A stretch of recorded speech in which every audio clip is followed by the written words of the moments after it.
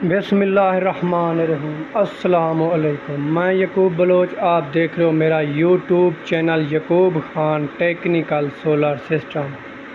تو friends, INVT-VFD میں OC1 کا فالٹ کیوں آتا ہے اور کس وجہ سے آتا ہے اور اس کے آنے کی کیا ریزن ہے، بتاتے ہیں آپ کو اسی ویڈیو میں۔ ویڈیو سٹارٹ کرنے سے پہلے تمام دوستوں سے گزارش ہے کہ میرے یوٹیوب چینل کو سبسکرائب کر دیں اور بیل آئیکن کو بھی دبا دیں تاکہ آنے والی ویڈیو کی نوٹیفیکیشن آپ کو ہر وقت بآسانی ملتی رہے۔ تو فرینڈز، INVT-VFD میں OC1 فالٹ کیوں آتا ہے اور کس وجہ سے آتا ہے اور اس کے آنے کی کیا ریزن ہے، بتاتے ہیں آپ کو اسی ویڈیو میں۔ تمام دوستوں سے یہ میری گزارش ہے، جس دوست کو VFD INVT سیکھنی ہے وہ مجھے سبسکرائب کر دیں۔ تو ویڈیو کرتے ہیں سٹارٹ۔ تو فرینڈز، VFD INVT میں OC1 فالٹ کیوں آتا ہے، اس کی کیا ریزن ہے۔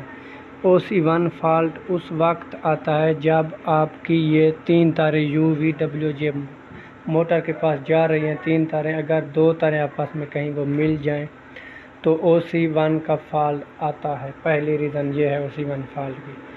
دوسری ریزن یہ ہے کہ OC1 فالٹ، یہ تار بھی آپ چیک کر لیں اور تار بھی آپ کی ٹھیک ہے، پھر بھی OC1 فالٹ آ رہا ہے تو آپ نے کیا کرنا ہے، اپنی موٹر کو چیک کرنا ہے کہ 3 فیز ہوتے ہیں نا، 3 فیز موٹر کے، ان کے ایک فیز بھی خراب ہو جائے، 3 فیز میں سے ایک فیز بھی جل جائے تو OC1 کا فالٹ آتا ہے پھر بھی۔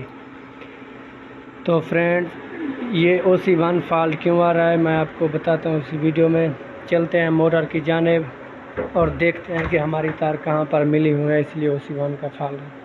تو یہ 3 تاریں موٹر کی، یہ 2 تاریں آپس میں ملی ہوئی ہیں، اس لیے OC1 کا فالٹ آ رہا ہے۔ اگر آپ نے یہ بھی چیک کر لیا اور اگر یہ بھی ملی ہوئی نہیں ہے، یہ بھی علیحدہ علیحدہ ہے، پھر بھی آپ کی VFD میں OC1 کا فالٹ آئے تو پھر آپ نے اپنی موٹر کو چیک کرا لینا ہے کسی میکینیکل کے پاس۔ تو فرینڈز، اب OC1 فالٹ ٹھیک ہو گیا۔